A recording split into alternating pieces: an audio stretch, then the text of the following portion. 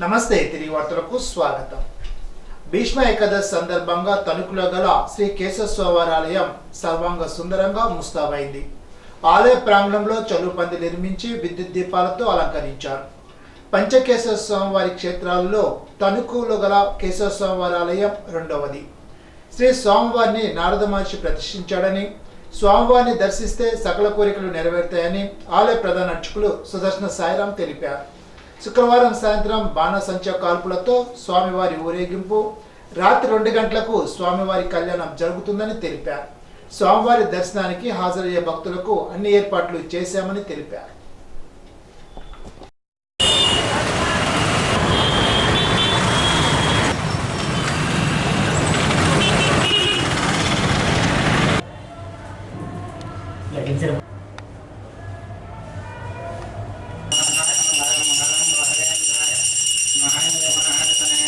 సమర్పయామి గోవింద.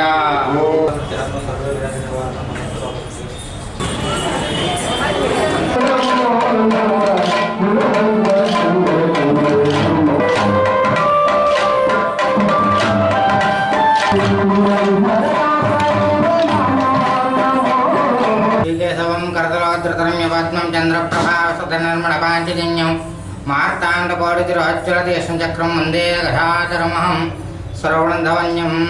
తారకాపురంగా పేరొందినటువంటి తణుకు పట్టణంలో వేయించేసిన నారద అర్చితమైనటువంటి శ్రీ కేశవస్వామి వారికి మాఘ శుద్ధ నవమి నుండి పౌర్ణమి వరకు స్వామివారి సప్తానిక దీక్షాపూర్వకంగా వైఖానస ఆగమ శాస్త్రోక్తంగా స్వామివారి కళ్యాణ మహోత్సవాలు ఈ రోజు నుంచి ప్రారంభించబడతాం. కేశవస్వామి వారికి ఒక ప్రత్యేకమైనటువంటి విశిష్టమైనటువంటి చరిత్ర కూడా ఉంది.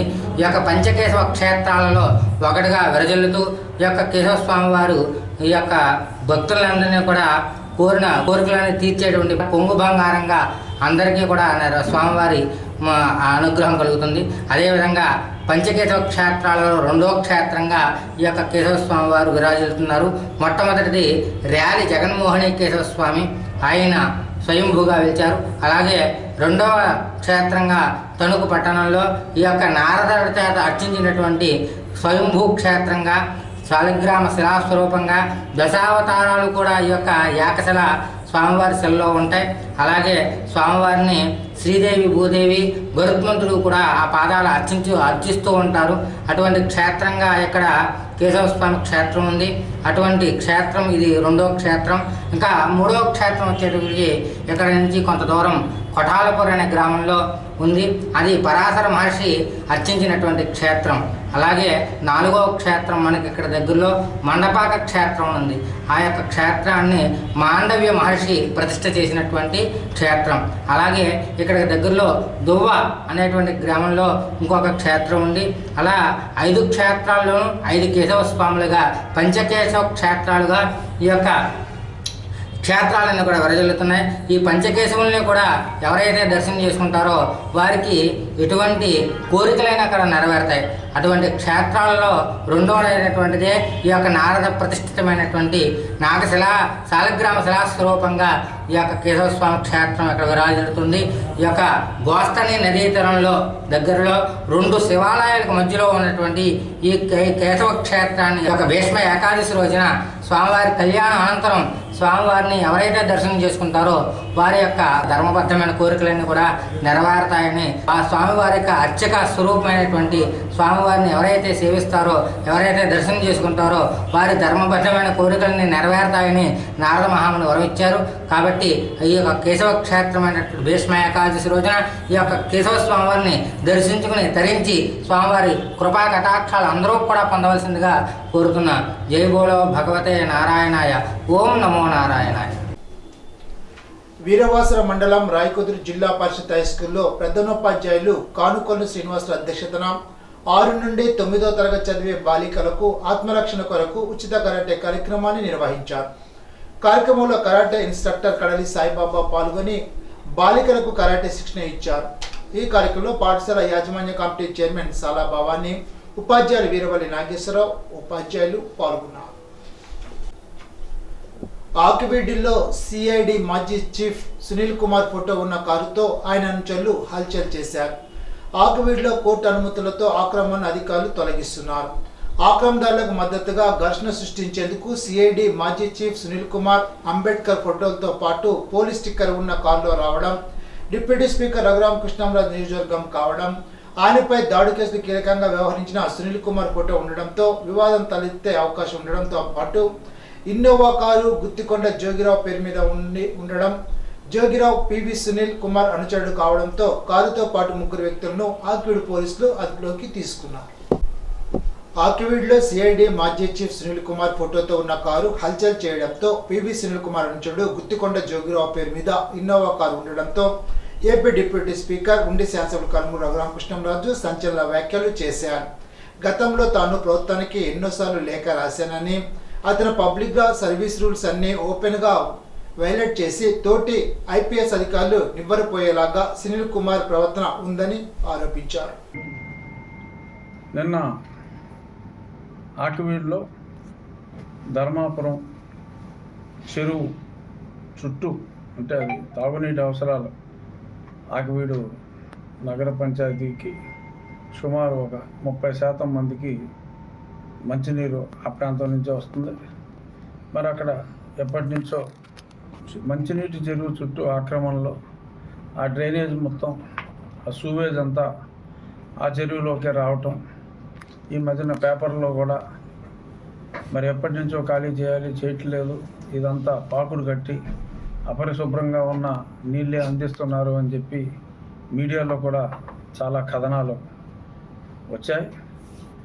సో అదంతా వెరిఫై చేసి మరి గతంలోనే కోర్టు ఆర్డర్ ఇచ్చింది ఉంది, వాళ్ళందరికీ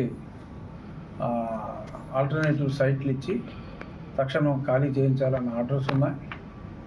సో అందరికీ కొత్త సైట్లు అలాట్ చేసిన తర్వాత అది కోర్టు అనుమతి ప్రకారం ఖాళీ చేయించే ప్రక్రియలో ఉండగా, ప్రజల ఆరోగ్య దృష్ట్యా ఆ పనిలో ఉండగా మరి నిన్న సాయంత్రం ఒక ఇన్నోవా కారులో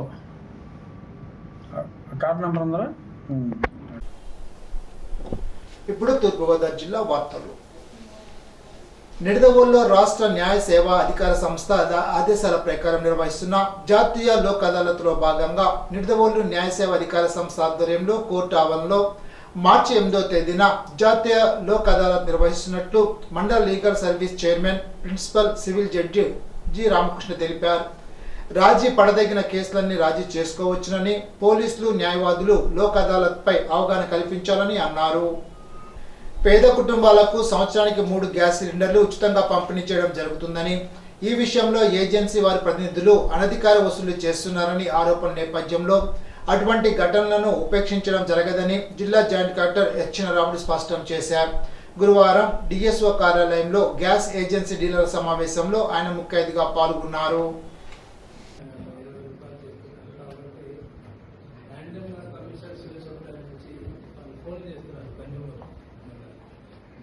ఎవరైతే ఉంటారో పెన్షన్దారులు ఎవరైతే ఉంటారో వాళ్ళకు ఫోన్ చేసినప్పుడు వాళ్ళు కొందరు ఉంటారు కదా, కొందరు కొంచెం అవగాహన ఉన్న వాళ్ళు ఏం లేదండి అని చెప్పేస్తారు.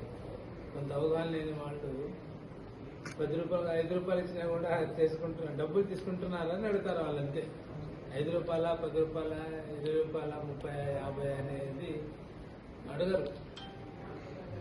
తీసుకుంటున్నారా అంటే తీసుకుంటున్నారని చెప్పేస్తారు. మళ్ళీ తర్వాత కొంచెం అవగాహన ఉన్న వాళ్ళైతే ఎంత అమ్మా అని అడుగుతారు. కొందరు 5 రూపాయలు 10 రూపాయలు అంటే పెద్ద పట్టించుకోరు. కానీ 20 రూపాయలు 30 రూపాయలు మీకు సిలిండర్ ఫ్రీగా ఇస్తున్నారా అంటే ఏం ఫ్రీగా ఇస్తున్నారు, 50 రూపాయలు బాగా తీసుకోపోతున్నాడు అని చెప్పిస్తారు. అంటే ఫ్రీగా ఇస్తున్నారనే సంతృప్తి లేదు. ఫ్రీగా ఇస్తున్నారా మీకు అని అంటే ఫ్రీగా ఇవ్వడం లేదు, మేము ఎందుకు బాగా తీసుకొచ్చేందుకు ఇస్తున్నాము, 50 రూపాయలు 60 రూపాయలు తీసుకుంటున్నాడు అని చెప్తున్నారు. కాబట్టి ఆ నెగటివ్ ఉంది, కాబట్టి అది లేకుండా చెప్పాలి. ప్రభుత్వ పాఠశాలలో డ్రాప్ అవుట్ లేకుండా హేతుబద్ధతతో కూడిన విధానంలో ప్రతి గ్రామంలో మోడల్ ప్రైమరీ స్కూల్ ఏర్పాటు చేయాలని జిల్లా కలెక్టర్ పి ప్రశాంతి స్పష్టం చేశారు.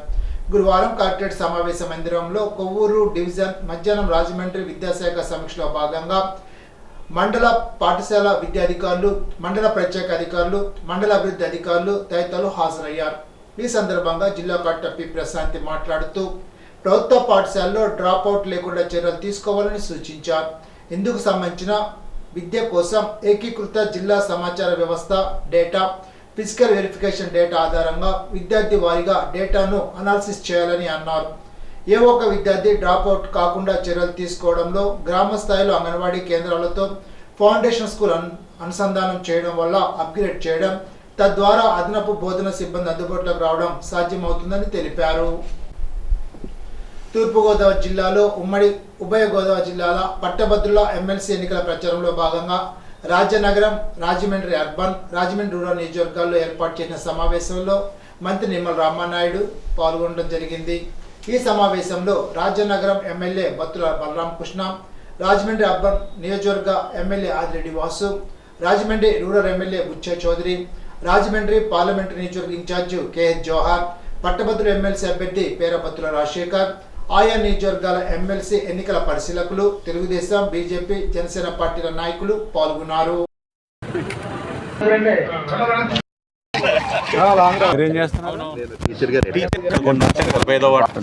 మీరందరూ ఆశీర్వదించాలి. మీద మళ్ళీ రేపు మరి చంద్రబాబు నాయుడు గారు మళ్ళీ కృషి చూస్తాను. ఏ నియోజకవర్గానికి వెళ్ళి అక్కడ ఉమ్మడి కూటమి సమావేశం పెడితే అక్కడ కార్యకర్తలు గాని నాయకులు గాని చాలా ఉత్సాహంగా ఉన్నారు. ప్రతి ఇంటిలోంచి ప్రతి గడపలోంచి కూడా ఈ యొక్క కూటమి 8 నెలల పాలన మీద పూర్తి సంతృప్తి వ్యక్తం చేస్తూ ఉన్నారు. అందుకే మేము ఇవాళ భరోసా ఇస్తూ ఉన్నాం.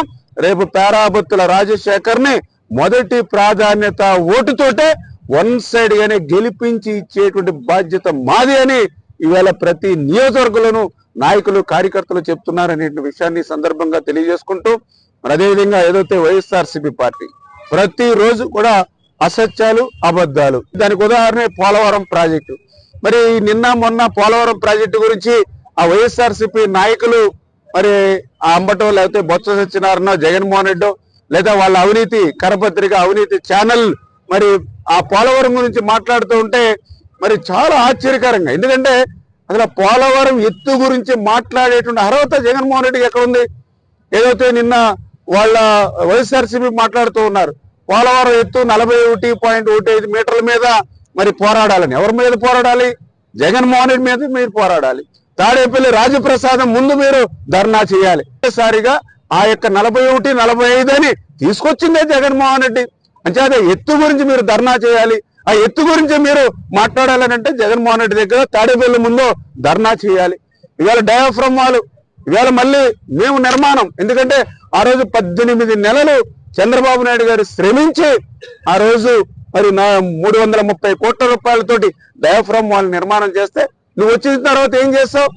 2020 ఆగస్టు అంటే నీ పాలనలో మేము శ్రమించి నిర్మాణం చేసినటువంటి డయాఫ్రమ్ వాళ్ళని ధ్వంసం చేశావు.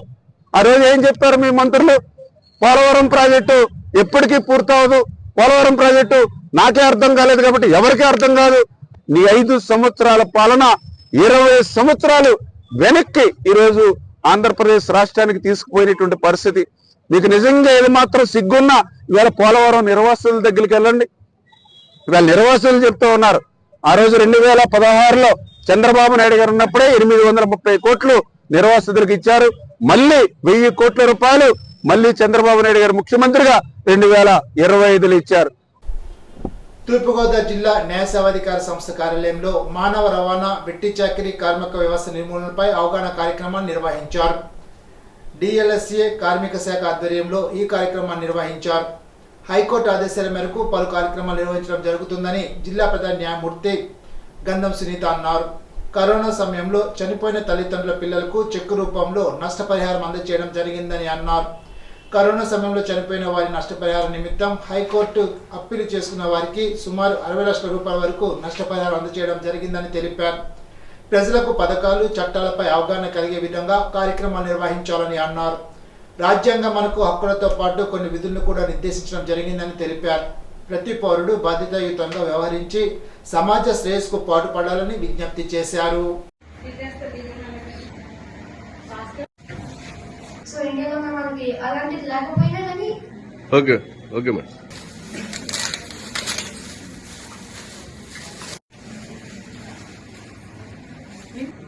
Okay madam. ఓకే మేడం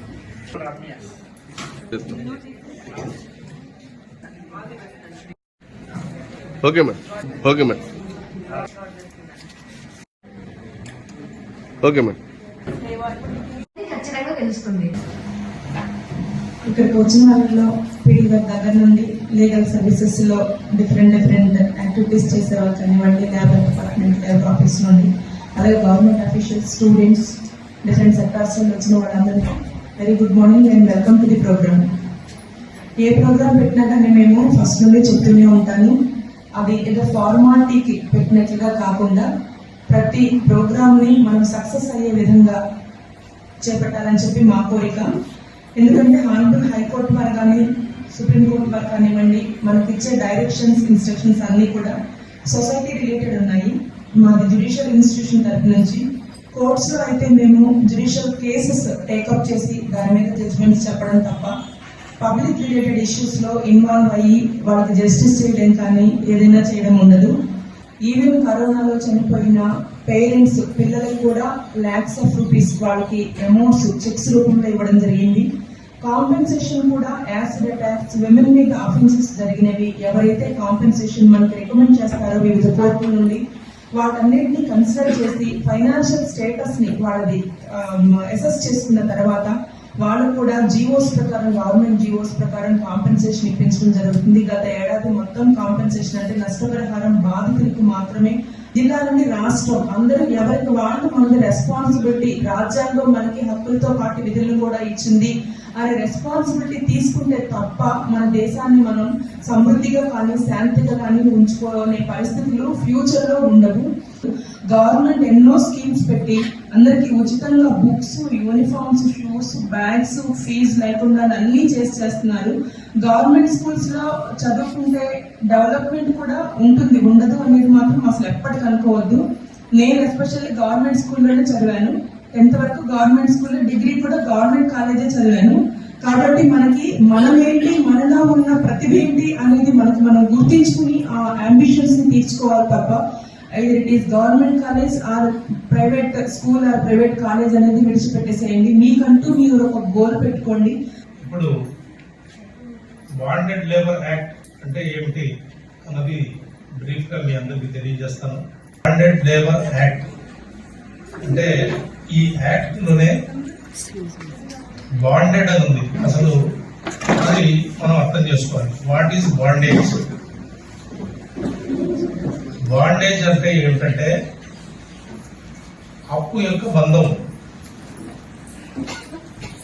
అంటే కొంత అప్పు తీసుకొని ఆ అప్పు కారణంగా బలవంతంగా పనిచేయాల్సిన పరిస్థితి, దీన్ని బాండేజ్ అంటారు. మన భారత ప్రభుత్వం ఈ దురాచారం ఇండియాలో ఉంది అన్న దీన్ని కంప్లీట్ గా ఎరాడికేట్ చేయాలన్న ఉద్దేశంతో 1976వ సంవత్సరంలో బాండెడ్ లేబర్ యాక్ట్ ని బాండెడ్ లేబర్ అబాలిషన్ యాక్ట్ అంటుంది.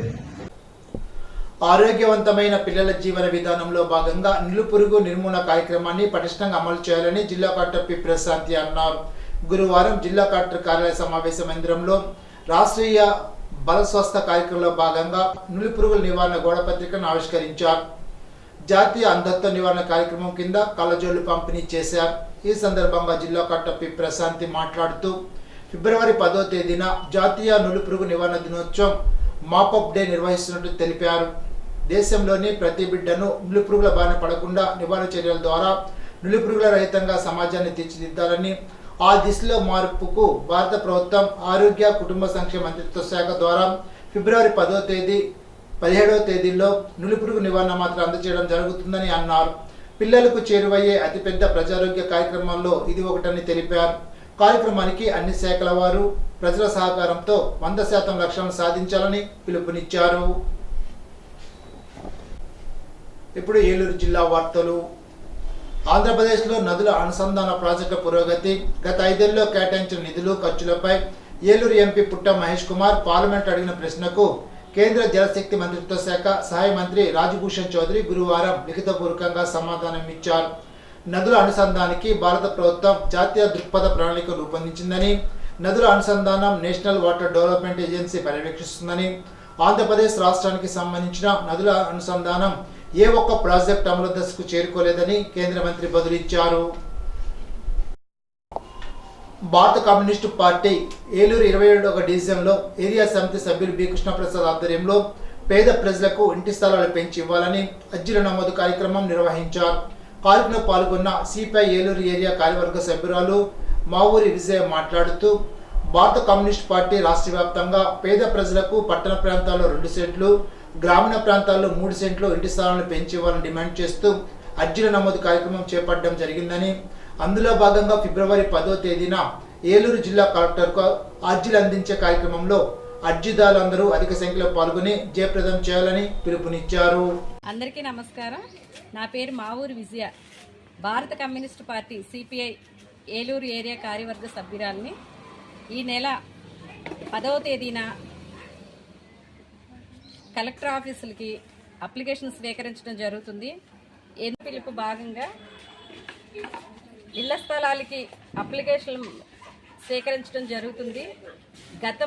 గత ప్రభుత్వం ఇచ్చిన సెంటు భూమికి 2 సెంట్లు భూమి ఇవ్వాలని చెప్పేసి, అలాగే టిట్కో ఇళ్ళకి డీడీలు కట్టి ఆ ఇళ్ళు ఇంకా మంజూరు కాని లబ్ధిదారులు ఉన్నారు, వాళ్ళందరికీ కూడా ఇళ్ళు మంజూరు చేయాలని చెప్పేసి, అలాగే ఇప్పటి వరకు స్థలానికి అప్లికేషన్ పెట్టుకోకుండా చాలా మంది ఉన్నారు, వాళ్ళకు కూడా స్థలానికి కావాలని చెప్పేసి అప్లికేషన్ స్వీకరించడం జరుగుతుంది.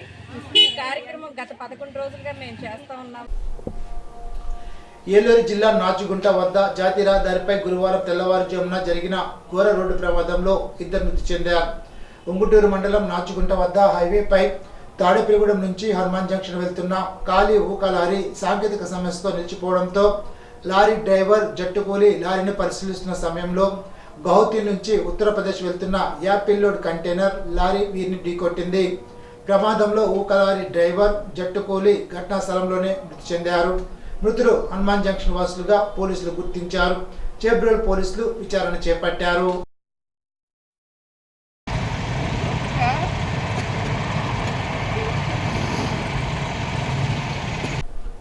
ఈనాటి బంగారు మాట. వ్యక్తిత్వాన్ని కోల్పోయిన వ్యక్తి అన్నీ కోల్పోయినట్లే. మహాత్మా గాంధీ.